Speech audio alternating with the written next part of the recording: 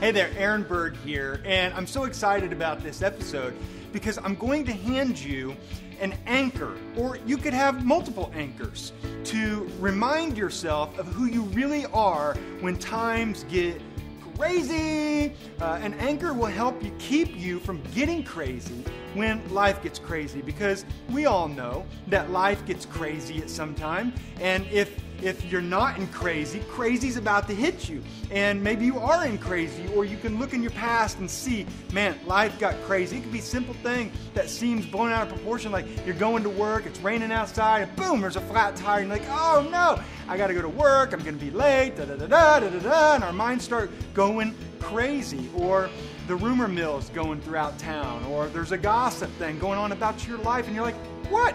I didn't even say anything. How did my name get roped into this gossip thing? And you just want to go crazy when you find out somebody has been talking about you and putting your name in mud. Or maybe you're on a team and you got cut, or you're in the coach's doghouse and you're like, what did I do? Well, I didn't deserve this. And things just kind of get crazy. And sometimes you don't do anything and things are getting blown out of proportion. You're getting picked on and it's crazy. There's pressure mounting at your job and you feel the walls coming in on every side. Or it's Thanksgiving and guess who shows up? It's the in-laws, baby. The in-laws show up and there's grandma, there's aunt, there's niece, and it's awesome for about 5 seconds until things start getting crazy and people are disagreeing where the placemat should be set, and did Johnny do this, and did Amy do that, and it's just, things tend to get crazy. And it could be with your spouse where you just get in an argument and something simple goes into being blown out of proportion, and now it's like, is this even gonna work? And life just gets crazy, doesn't it? And what happens when things get crazy is we want to take things out. We want to blow off steam, and we get sucked into the crazy to the point where we become the person that we don't even want to be like, who's being crazy, and we're now crazy. And that's no fun, because then we make decisions that we end up regretting, and we cry, and we got to make up, if we ever make up. And it's a difficult thing. Well, there's this 15-year-old boy that reminds me of what to do when things get crazy. And he was, half the time of his life, he slept under the stars, under the night sky, and half the time he slept at home. And one day his mom said, hey, your brothers are there's this big war going on nearby. And said, your brothers are fighting the battle. I'd like you to take a care package to them. Now let's call this 15-year-old boy Little D. Little D. So Little D takes this care package to the war. And when he gets there, he just expects his brothers to be in the tent or wherever, because this happened a long time ago, but true story.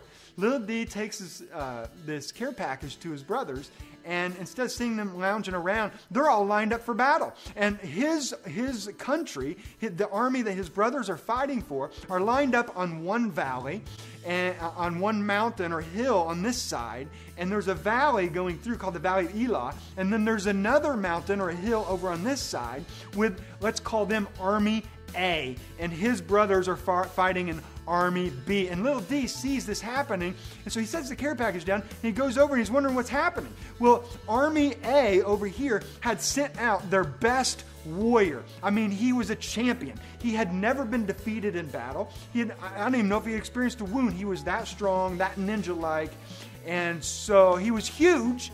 So let's call him Big G, because that was his nickname. Hey man, there's Big G. So you got Big G and you got Little D. And Little D's just this 15-year-old boy, and he sees his country, his brothers, and all these warriors. They are terrified of Big G. And Big G has gone down into the valley, and he's making this deal with Army A. He says, Army A, send me out anybody you want, and I will fight them. And if anyone from that Army A beats me in battle, just mano v mano.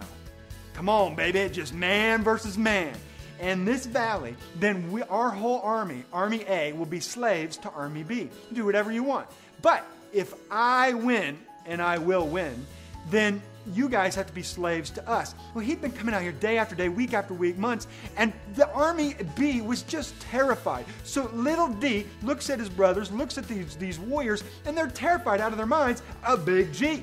And he's like, how can you let Big G talk to our army, talk to our guys, talk to my siblings like he thinks he knows what's up. So little D gets furious. He's upset. He says, nobody should talk to us like that.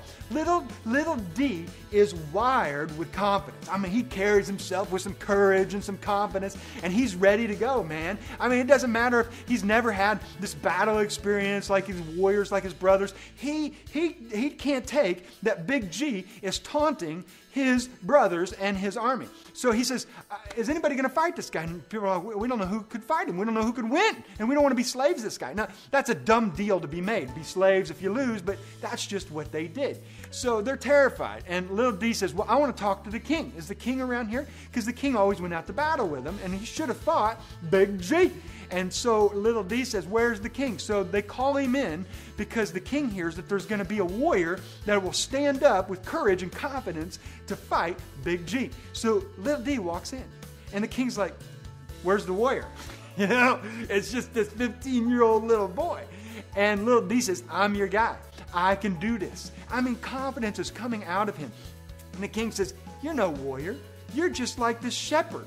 This little boy. I mean, he's got like shepherd's clothing on, and someone told him that he just tends sheep, and so he's just like, maybe he's just like pacifist or whatever. He could never do any of this. And little D's being escorted out because the king's like, man, we can't have this guy fight on our behalf. But little D turns around and says, King, man, I'm your guy. I can do this. Before you dismiss me, just hear me out.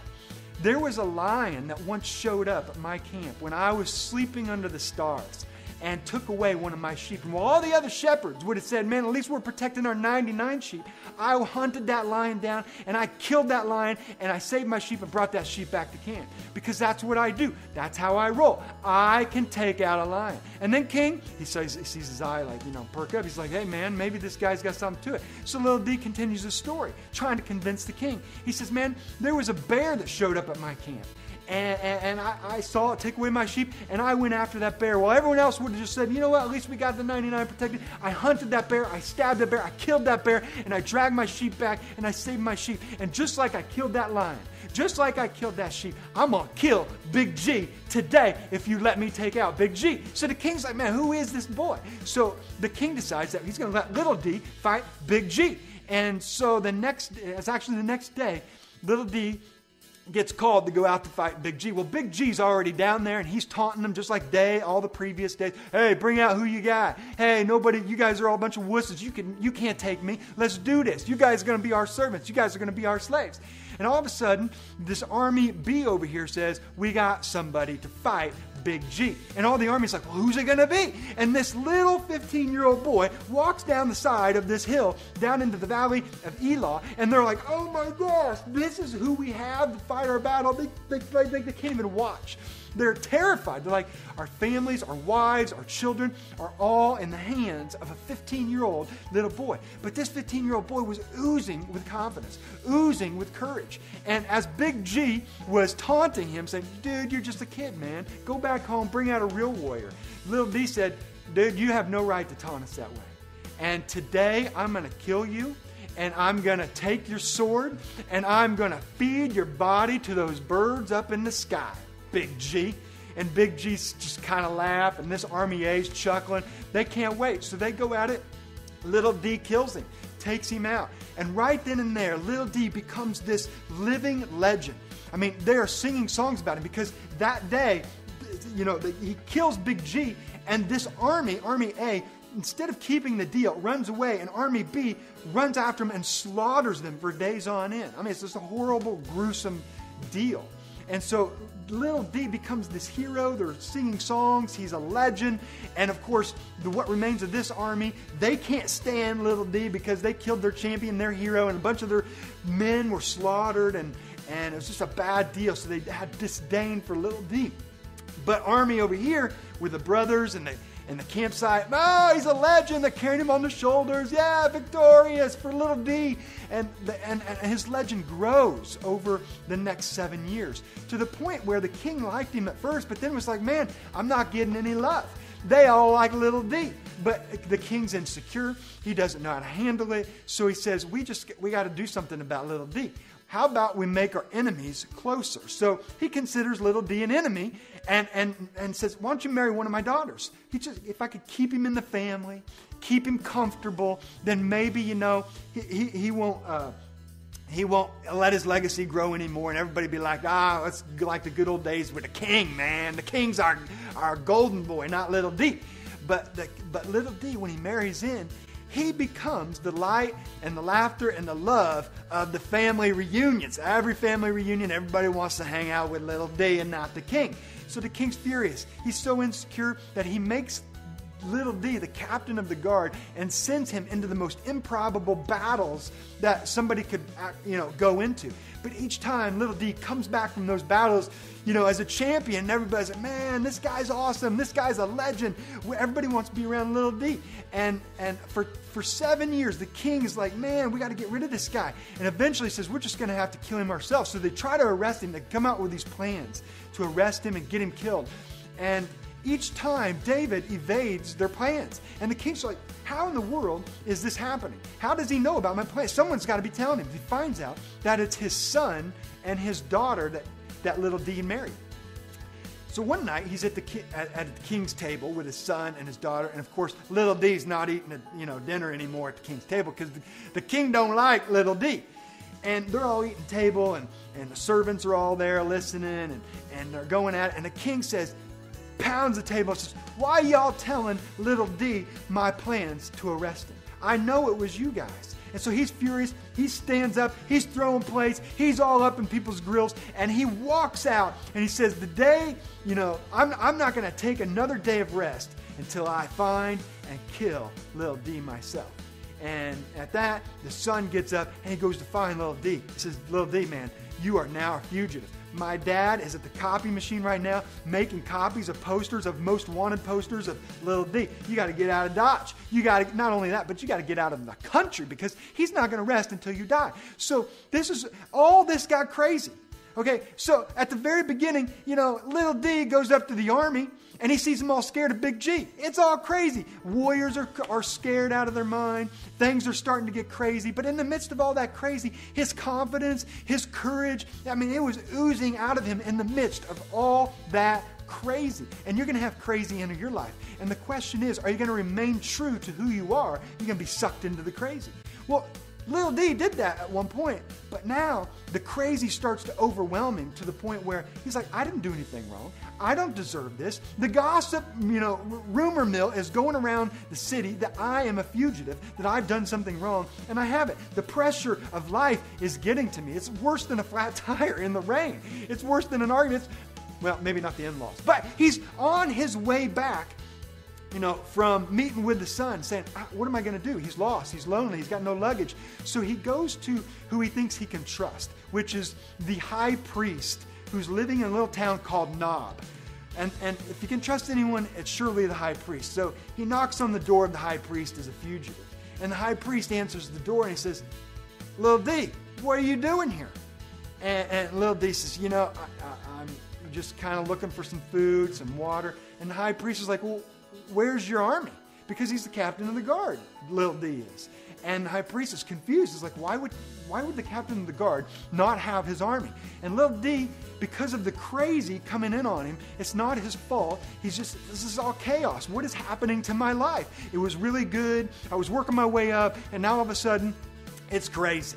And so when you get crazy and you get sucked into crazy, you do what? You do crazy.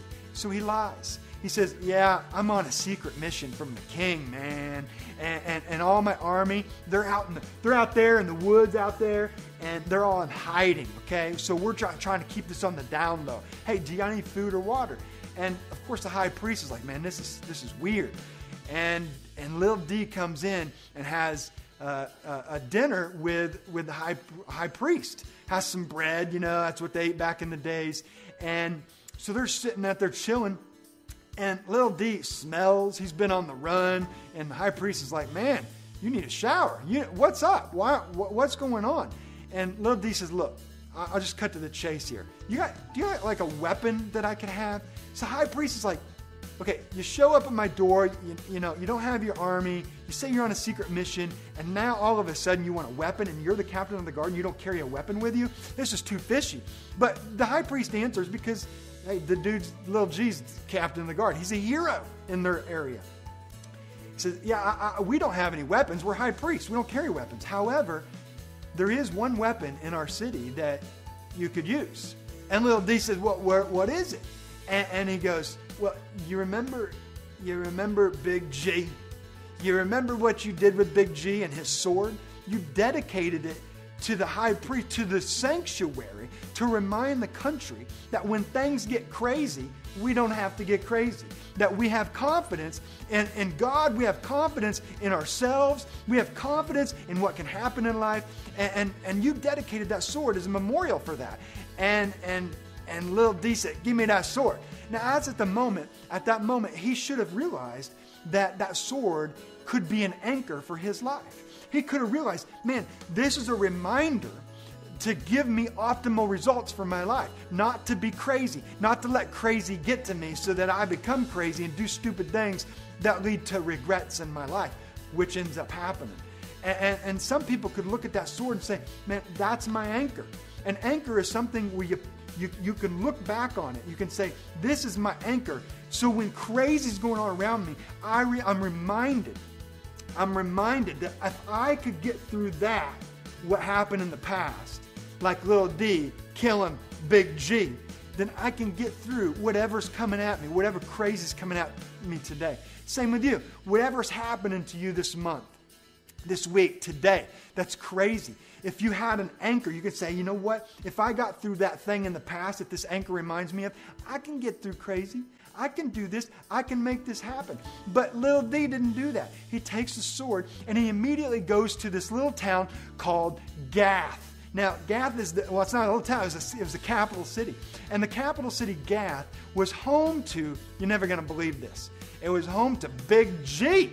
Okay, so little D, he's getting so allowing the crazy to come into his mind to such a point where he's crazy enough to walk into his arch enemy's capital city where Big G now has a memorial built to him because he's dead. And who killed him? Little D. And Little D's also carrying Big G's sword. And he walks in and everybody's like, what's Little D doing here? I mean, he's our biggest enemy. I mean, they hated Little D. And Little D, he said, I want to talk to your leader. And so they bring him to the leader, and the leader says, what are you doing here? Don't you know you're a dead man walking by being here? And Little D says, listen, I want to fight for you guys. I want to hang with you guys. I know your enemy B over here, Army B, I know all their plans and what they're trying to execute, and we can go take them out. And the leader sits there and he thinks about it. He's like, nah, I don't believe you, Little D. You fooling us, man. You're trying to get us out into the woods, and you're trying to get us all killed. Your army's out there. Well, now Little D feels the walls coming in on him, right? Like he feels like, oh man, crap. I'm caught. I'm busted. And so what's Little D do? He acts crazy. He starts foaming at the mouth and barking like a dog. He goes up to the walls and starts scratching them like a crazy man, like a lunatic. Because that's what happens when we allow crazy to affect us. We start making decisions. We start getting sucked into the argument. We're basically foaming at the mouth, aren't we? It's like 30 seconds ago, I was just fine. Now there's an argument, and now I'm like freaking out, man. And that's what Little D did. And the leader's like, man, get this guy out of here. We don't need any more loons in my court. So they actually let him go. And he wanders in the desert for a while, Little D does. He's got nowhere to go. He's a fugitive. He's on the run. His home country doesn't want him. These guys are out to get him now. He's a fugitive. It's a terrible situation. He's just looking for water. He finds a cave, and he just plants his rear end in a cave for a while. Well, meanwhile, back in Nob, where the high priest was, where the high priest and David talked, there was a guy named Doeg. What a name, huh? Doeg overheard Nob and Little D's conversation. And he heard, you ever hear just enough where you put pieces of the puzzle together, but you wish you'd stayed and heard the whole conversation because by doing that, you missed the point? Well, that's what happened with Doeg. He thinks by the little slivers of information that he heard by Little D and the high priest's conversation, that those two are in cahoots in a conspiracy against the king. So Doeg says, I'm going to go tell the king. Doeg knocks on the door of the king. King says, come on in. I don't know who you are, but what do you want? And Doeg tells him the story. High priest met with little D, the fugitive, and they're talking about, the sword and taking people out. And he's coming for you.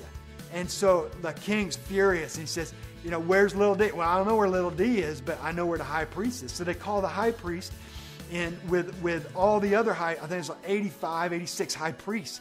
They bring them and all their families in. The king says, hey man, Doeg's telling me this stuff. Is this true? And the high priest's like, what are you talking about? Like, I have nothing against the king. Little D, yeah, I met with him, but he's got nothing against the king. He didn't tell me he was a fugitive. He was just asking for some water, just asking for a sword. So I gave him the sword. But he's got nothing against you. He didn't say anything about that. And the king's like, you're a liar, man.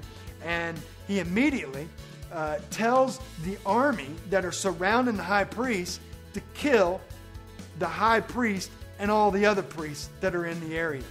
And the army, amazingly, dropped their swords. They said, we're not going to kill the high priest. We got too much respect for the cloth. But Doeg, he thinks he's going to get in good with the king now. He says, man, I'll kill the high priest. So he slaughters him. He slaughters his wives, he slaughters the children. And the king's so crazy in his own mind that he says, I want you to go to the high priest's hometown where he was at last.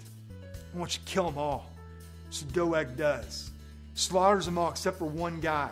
He gets out and he's wandering around the desert and he finds little D. And he tells little D, man, this is what happened. And he's crying. My family was butchered. The whole city was killed. The high priests are dead. And they all said it's because you and the high priest were talking. This guy named Doeg was doing this. And little D's response was, man, that's all my fault.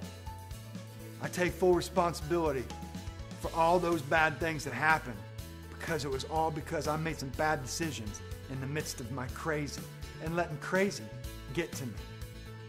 Now here's the deal, man. That's what happens in your life. I mean, people may not die, but they get stressed out. You get stressed out and it kills your cells and you die early. It happens all the time. You get cancer. All these things happen because of our thoughts and our stress. And we just get sick and whatever. Maybe it's not even getting sick. It's just like you're not happy. You're not feeling fulfilled anymore. Your heart's not full because you get sucked into crazy. The in-laws are asking for money. And like, what are we going to do? You get in a flat tire. You get in an argument over and over with your spouse and your kids are watching it. And they're going to grow up arguing just like you if you keep getting sucked in to crazy. But here's the deal, man. You know that's not you. That's why you're frustrated about getting crazy because you know you're not crazy. And so what you can do here is get an anchor. An anchor is something. Here's one of my anchors. This anchor is signed by the Lou Brock of the St. Louis Cardinals when I met with him and watched a baseball game with him. And the reason I have this as my anchor is whenever crazy starts to hit my life, I'm overwhelmed or getting a little stressed or someone's saying something, I just look at my anchor and I'm like, man, I remember when I met Lou. And Lou gave me this bat and signed it and said, why don't you come over to my church and I'll wash your feet? And I'm like, what? Lou's going to wash my feet? Are you serious? And I'm like, you know what? It's not even about being a great baseball player, maybe the greatest of all time in his position. It's not about being a great whatever I am or whatever you are. It's about being a great person. And Lou is a great person. He looked me in the eyes and wanted to wash a guy he'd never met before that night, his feet. And I thought, you know what? No matter what crazy comes my way, I'll just look at that. And I'll be like, I know who I am. I'm not crazy. I'm not going to get sucked into crazy. So this is my anchor to say it's a peace.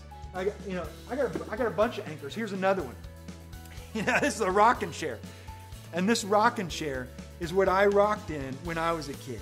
And my grandpa, he rocked in it. And my grandma rocked in it when they were kids. And it was passed on to my parents and on to me. And I got pictures looking at me, and I was so happy rocking in this chair. And a rocking chair reminds me of being at peace. And I remember when little Pet, my little girl, was born in the NICU. And I'd just come home and I'd look at the rocking chair and I'd be like, you know what? She's going to be rocking in that chair. And even if she doesn't make it, all this crazy that I feel right now, it's messing with the schedule, it's messing with our lives and our heartstrings. And I don't know if I'll ever be able to hold little Pet. But it's going to be okay someday. It will. It'll be tough. It'll be tough if it happens. But I can look at my anchor to remind me that I'm anchored into a reality beyond crazy. And I'm not going to let it suck me down to antidepressants or alcohol, whatever, takes you to a point where you just can't come back to reality, okay? And some of that stuff's not bad initially, but if we just depend on it, right? I mean, man, you can look to an anchor to get you out of that. And it reminds you that your identity is stronger. Your identity is light and love. It's not crazy. So listen, here's my question. What's your anchor going to be? What's your anchor going to be? Because if you're not in crazy right now, crazy's on its way at some point. On the football field, in the basketball court, at home, in your marriage, with your kids, with your boss, with your colleagues, just driving to work with a flat tire. Crazy's on its way. But listen, you can be a light and you can be love in the midst of that crazy. Just grab your anchor, hold on to your anchor, visualize your anchor and say, let's take a deep breath here, man. Everything's going to be all right. And when you do that, you say, if I could make it through that period, then I can look at this anchor and say, I can make it through today. And when you do that, everyone around you will look at you and they will take their cues from you, and it will help everybody else in the room. Hey, I hope that served you today. Hey, it's Aaron, and I hope you enjoyed this episode. I'm here to serve you. Hey, will you do me a couple favors? One, will you subscribe to this channel so that I can continue to send you weekly trainings? And two, if you've ever wanted to discover and find your life purpose, man, so that you can achieve anything 10 times faster and go 10 times further while also feeling very fulfilled, then I got a big surprise for you today. It's a gift called Find Your Life Purpose. And in it, you will discover how millionaires and champions find and discover their life purpose so that they can achieve anything 10 times faster and go 10 times further while also feeling very fulfilled with their lives. So all you got to do is click the link in this episode or go to aaron-bird.com, scroll down to Find Your Life Purpose so that you can have it forever from now on, so you know exactly how to find your life purpose, leverage it, lean into it, use it to feel fulfilled and ultimately satisfied with where you're going in life, doing more of what matters to you in life, going 10 times further, 10 times faster. I can help you find your life purpose. Find Your Life Purpose is my gift to you today for showing up today.